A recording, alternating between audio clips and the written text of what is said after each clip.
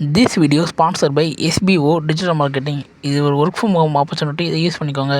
இதில் monthly 21K கிட்ட சம்பாதிக்கலாம்.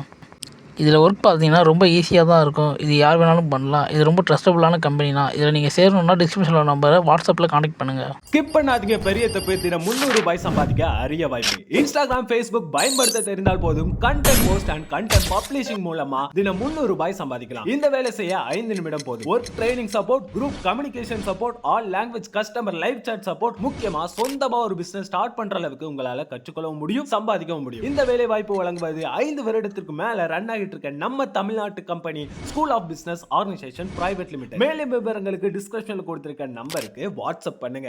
ஊழியத்துக்கு போயிரு. அப்படி போகும்போது அப்பெல்லாம் பைக் தான், பயங்கரமா மழை அடிச்சு ஊத்துது. நான் பஸ்ஸில் தான் போயிருப்பேன். பஸ் ஏற நேரத்தில் ஒரு நல்லவன் வந்தான். இருக்கு எதுக்கு பஸ்ஸில் போற, பைக் எடுத்தால் 1.5 மணி நேரத்தில் போயிடலான்ட்டான். நான் அவன் பேச்சு கேட்டு பைக் எடுத்துட்டேன். பயங்கர மழை. அப்புறம் நினச்சிக்கிட்டே போகும்போது கேட்டேன் ஆண்டவர்கிட்ட, ஆண்டவரே உமக்காக இவ்வளோ கஷ்டப்பட்டு ஊழியம் பண்ணுறனே, எனக்கு ஒரு கார் கொடுக்கக்கூடாதா?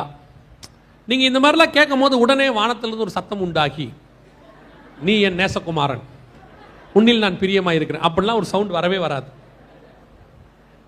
அவர் பஸ்ஸில் போக சொன்னார், நம்ம வீம்புக்குன்னு எதில் வந்துட்டோம்.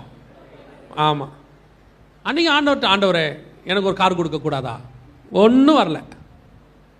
கிட்டத்தட்ட 5-6 வருஷம் ஆயிடுச்சு அந்த சம்பவம் நடந்து. நான் மறந்துட்டேன். ஊழியத்தின் பாதையில் ஒரு நாள் கர்த்தர் ஒரு கார் ஒன்று கொடுத்தார். அதே பகுதிக்கு ஊழியம் பண்ணுறதுக்கு ஒரு வாய்ப்பு கிடச்சிச்சு. அந்த பக்கம் போகும்போது ஆவியானவர் உணர்த்தினார், இன்றைக்கி தான் உனக்கு கார் இருக்கிற காலம். அன்னைக்கு நான் கார் கொடுத்தாலும் அதை உன்னால் மெயின்டைன் பண்ண முடியாது. அன்னைக்கு வர ஆஃபரிங்கில் உன்னால் பெட்ரோலும் போட முடியாது. இன்றைக்கி உனக்கு கார் கொடுத்தேன்னா உன்னால் கார் கொடுக்கும்போது அதில் பெட்ரோல் போடுறதுக்கான கரங்களை பலப்படுத்திட்டு கார் நிற்க வைக்கிறதுக்கு ஒரு இடத்தையும் கொடுத்து தான் உனக்கு கர்த்தர் கார் கொடுப்பார். நிறைய பேருக்கு ஆசை உடனே கார், இம்மிடியட்டாக. ஊழியத்துக்கு வந்து 2 வருஷம் ஆச்சு, இன்னும் கார் இல்லையா? கொடுப்பாரு, கார் கொடுப்பாரு. எங்கே நிற்க வைப்ப? எங்கே நிற்க வைப்பீங்க சொல்லுங்க? நிறைய பேருக்கு கார் கேட்குறாங்க, நிற்க வைக்க இடம் இல்லை. 2 தெரு தள்ளி நிற்க வச்சிடுறாங்க. நைட்லாம் தூங்க மாட்டேங்கிறாங்க. கார் அங்கே இருக்குது. யாராவது காரில் கோடு போட்டுருவாங்களோ?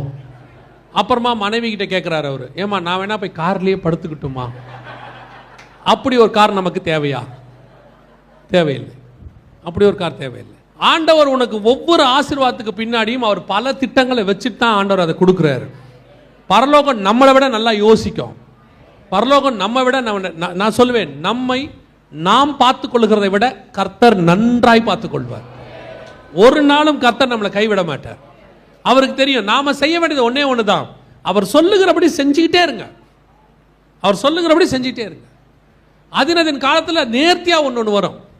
புதுசாக யோசிக்காதீங்க. ஆண்டவர் வீடு தரேன்னு சொன்னாரா? தருவார். வாக்கு பண்ணினவர் உண்மை உள்ளவர்.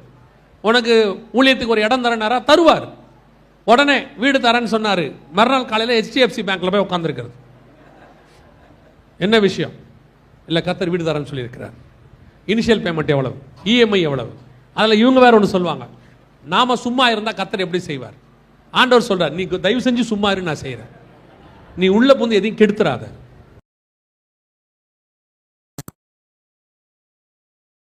பார்த்து, உலக மக்களை பார்த்து, உலக சிற்றின்பங்களை பார்த்து, உலகத்திலே துன்மார்க்கர்கள் வாழ்ந்திருப்பதை பார்த்து உங்களுடைய பரிசுத்தத்தை விட்டு விலகி போகாதிருங்கள். நீங்கள் பரிசுத்தத்திலே முன்னேறி செல்லுங்கள். பரிசுத்தமாக இருக்கிறவர்கள் அப்படி இருந்துவிட்டு போகட்டும். லஞ்சம் வாங்குகிறவர்கள் தொடர்ந்து லஞ்சம் வாங்கிக் கொண்டே இருக்கட்டும். அநியாயம் செய்கிறவர்கள் அநியாயம் செய்து கொண்டே இருக்கட்டும். துன்மார்க்கத்திலே வாழ்கிறவர்கள் துன்மார்க்கத்திலே வாழ்ந்து கொண்டே இருக்கட்டும். நியாயாதிபதி வருகிறார். நியாயம் தீர்க்கிற தேவன் வருகிறார்.